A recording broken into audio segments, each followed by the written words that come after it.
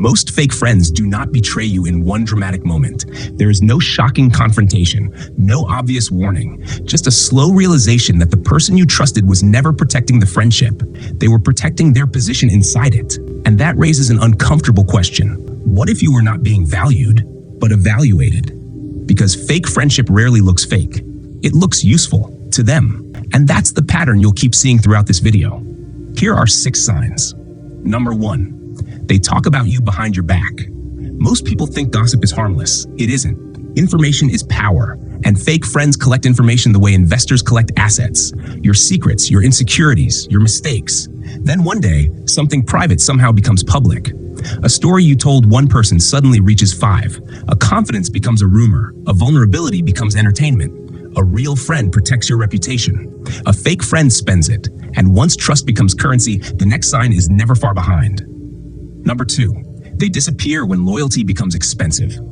Everyone looks loyal when loyalty costs nothing. The real test comes when supporting you becomes risky. A misunderstanding, a conflict, a rumor. This is where fake friends become difficult to spot because they rarely attack you directly. They simply become neutral, silent, distant. Suddenly they don't know enough.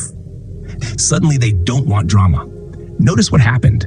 You are carrying the consequences. They are protecting the image. The loyalty was never real. It was conditional, and conditional loyalty always leaves clues. 3, they constantly cancel on you and exclude you from their plans. At first, you make excuses for them. They're busy. Life happens. Maybe next time. Then the pattern starts. The trip gets canceled. The invitation never arrives. You discover the gathering through Instagram the next morning, and somehow you're always the one finding out later. Research on social exclusion shows that being left out genuinely hurts because the brain processes it as a threat. Your brain notices the pattern before your excuses do. Because deep down, you already know. Your place in their life is changing. Not publicly, quietly. You are close enough to be useful, far enough to be optional. The promise was the trap, and the next sign explains why. And 4, they only remember you when they need something. Weeks pass. Nothing, no message, no check-in. Then suddenly, hey, can I ask you a favor?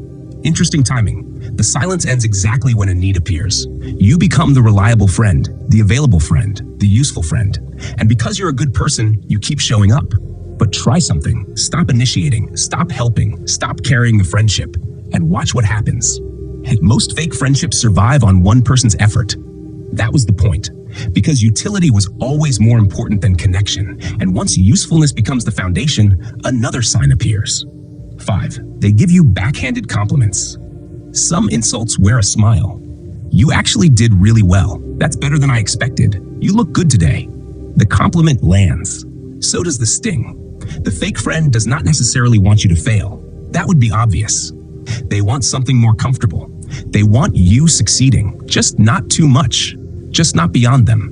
That is why every compliment feels slightly incomplete. Every joke feels slightly personal. Every praise comes with a ceiling attached. Nothing changed. Only the costume did. And eventually, the mask becomes impossible to ignore.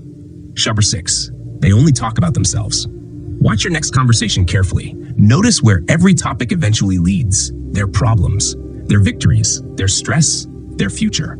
And when you start talking, the attention disappears. The conversation redirects. The spotlight returns to them. Because many fake friends are not looking for connection. They are looking for reflection. They want validation, agreement, attention, an audience, not a friendship. And audiences are expected to listen, not participate. Which brings us to the final realization. Every sign in this video points to the same pattern. Utility masquerading as friendship. That was the hidden thread. Not loyalty, not connection. Utility. The real question was never whether they called you a friend. The real question is whether they would still be there if you stopped being useful.